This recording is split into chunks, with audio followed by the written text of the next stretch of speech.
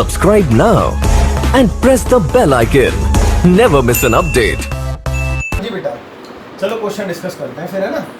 तो जैसा कि मैंने आपको बताया कि कंट्राडिक्शन मेथड से हमने करना है, और कंट्राडिक्शन मेथड में मैंने आपको बताया था कि उसके अपोजिट लेके हम चलते हैं ना।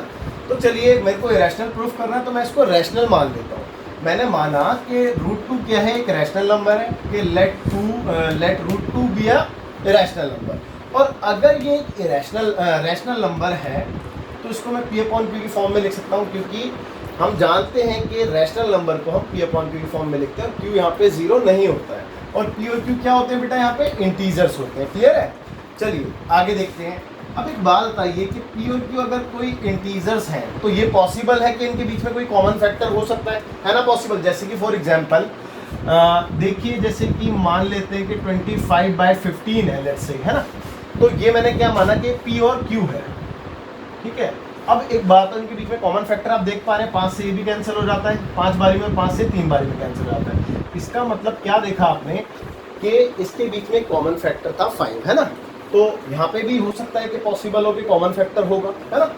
चलिए आगे देखते हैं। तो जो भी कॉमन फैक्टर था इसमें, उसको हमने क्या कर दिया, कैंसिल कर दिया, ठीक है।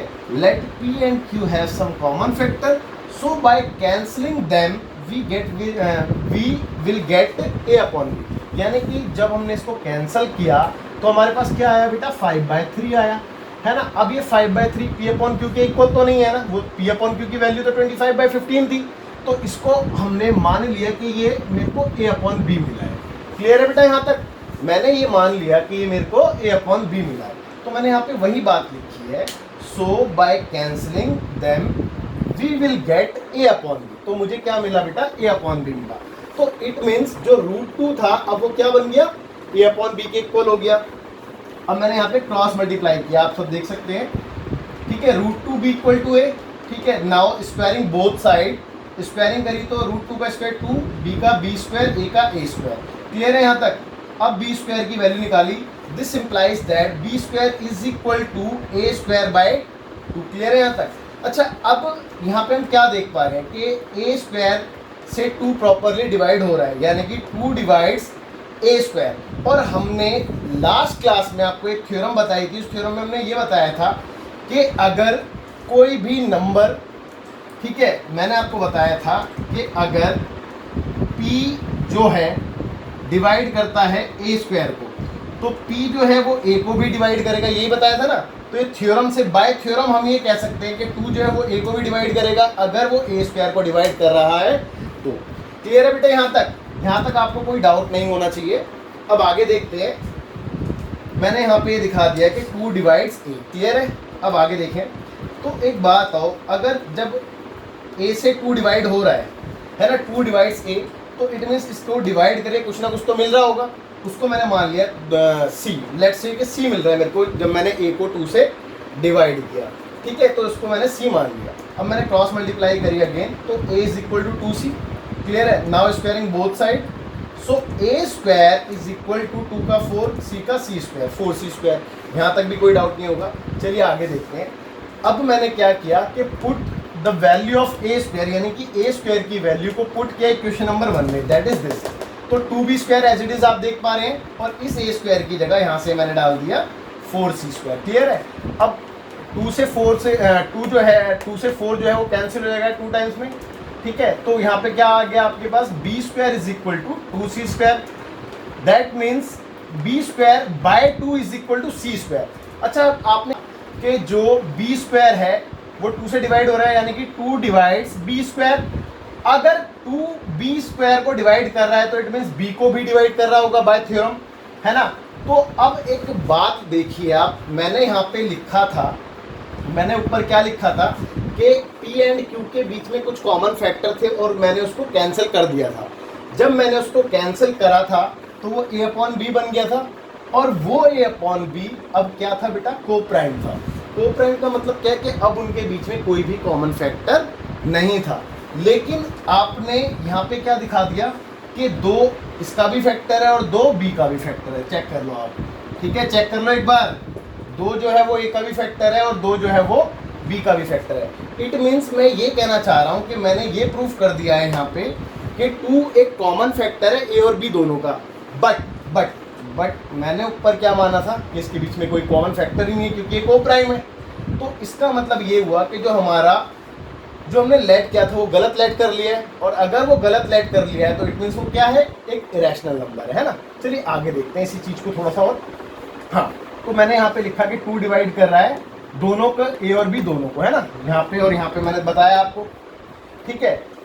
That means a and b have at least one common factor, that is 2, and this contradict the fact that a and b are coprime. और फैक्ट तो ये कहता था कि ए और बी क्या है, कोप्राइम है, बट हमने उसको झुटला दिया, उसको झुटला दिया, है ना। तो this contradiction has arisen because of our incorrect assumption. तो ये जो कंट्राडिक्शन था ये क्यों अराइज हुआ, क्योंकि जो हमने अज्यूम किया था, जो हमने अजम्पशन किया था वो इनकरेक्ट था, ठीक है बेटा, अजम्पशन। तो दैट √2 इज रैशनल नंबर, हमने यही अजम्पशन किया था ना कि √2 जो है वो रैशनल है, so we conclude that √2 is irrational number. Clear है बेटा सभी को। अभी मैं आपको एक बार और इसके बारे में बताऊंगा, आपको देखना ध्यान से दोबारा से, और फिर मैं आपसे कुछ क्वेश्चन डिस्कस करूंगा, उसके बाद हमारी क्लास ओवर हो जाएगी। हाँ जी, तो वंस अगेन एक बार और देखते हैं। √2 को रैशनल प्रूफ करना था, √2 को मैंने रैशनल माना। अगर रैशनल माना है तो P अपॉन Q की फॉर्म में लिख सकता हूँ, जहाँ पे P और Q इंटीजर्स हैं और Q की वैल्यू 0 नहीं है। अब मैंने आगे लिखा कि P और Q के बीच में कोई कॉमन फैक्टर था और उसको मैंने काट दिया, जैसा कि आप देख पा रहे हैं, ठीक है। अब P और Q को जब मैंने काटा तो वो किस फॉर्म में आ गया, A और B की फॉर्म में, और अब A और B क्या बन गए, कोप्राइम्स बन गए। कोप्राइम्स का मतलब अब इनके बीच में कोई भी कॉमन फैक्टर नहीं है। अब मैंने आगे कैलकुलेशन की, क्रॉस मल्टीप्लाई किया, ये आया, देन स्क्वायरिंग की तो ये आया, तो 2 को उधर ट्रांसफर कर दिया तो b² = a²/2। इट मीन्स 2 जो है वो डिवाइड्स कर रहा है a² को, और जब 2a² को डिवाइड्स कर रहा है तो बाय थ्योरम 2a को भी डिवाइड करेगा, पहली बात। अब मैंने क्या किया कि जब 2a को डिवाइड कर रहा है तो उससे कोई ना कोई रिजल्ट आ रहा होगा, लेट्स से c, उससे रिजल्ट मेरे को c मिल रहा है, मान लेते हैं 2 मिनट के लिए। क्रॉस मल्टीप्लाई किया तो a = 2c, squaring both side तो a² = 4c²। अब मैंने क्या किया कि इस इक्वेशन नंबर 1 में इस a² की वैल्यू को सब्स्टिट्यूट किया, जैसा कि आप यहाँ पे देख सकते हैं। Put the value of a² in the equation number 1 now, तो 2b² एज इट इज, इस a² की जगह क्या आ गया बेटा, 4c², ठीक है। यहाँ पे कैलकुलेशन की, जैसे कि 2 से 4 को कैंसिल किया तो 2 आ गया यहाँ पे, तो b² = 2c²। तो इस 2 को इधर भेजा तो b²/2 = c²। इट मीन्स यहाँ पे हम क्या देख पा रहे हैं कि b² जो 2 जो है वो b² को डिवाइड कर रहा है, तो 2b को भी डिवाइड करेगा, तो 2 divides b², it means 2 divides b। तो अब हमने ये प्रूफ कर दिया कि 2 जो है वो a को भी डिवाइड कर रहा है और 2 जो है वो b को भी डिवाइड कर रहा है। तो therefore 2 divides both a and b, that means a and b have at least one common factor, that is 2, and this कर दिया कि 2 जो है वो a को भी डिवाइड कर रहा है और 2 जो है वो b को भी डिवाइड कर रहा है। तो therefore 2 divides both a and b, that means a and b have at least one common factor, that is 2, and this contradict the fact that a and b are co-prime। जैसा कि हमने ऊपर बताया था कि a और b तो co-prime है, उनके बीच में कोई भी कॉमन फैक्टर नहीं होना चाहिए था, बट हमने दिखा दिया कि 2 उसके बीच में कॉमन फैक्टर है ना। तो this contradiction has arisen because of our incorrect assumption that √2 is rational. तो ये जो ये कंट्राडिक्शन अराइज हुई है, वो क्यों अराइज हुई है, क्योंकि हमने इनकरेक्ट मान लिया था उसको, है ना। अच्छा, तो इसका मतलब क्या है कि √2 एक इरेशनल नंबर है। यहाँ तक क्लियर है बेटा सबको। अब मेरी एक बात ध्यान से सुन लो, देखो मैंने आपको जो क्वेश्चन कराया वो है √2 का।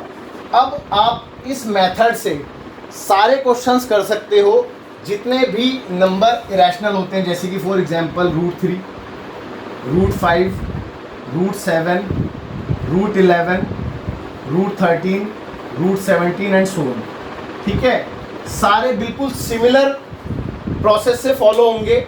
बस आपने क्या करना है कि जहाँ पे जैसे कि यहाँ पे 2 था, वहाँ पे आपने अगर √3 का करेंगे तो 3 कर देंगे उसके सब्स्टिट्यूट में, और √5 का करेंगे तो 5 कर देंगे। क्लियर है बेटा, बिल्कुल सिमिलर हो जाएंगे। अगर इन केस कोई भी डाउट आता है तो आप मेरे को कमेंट कर सकते हैं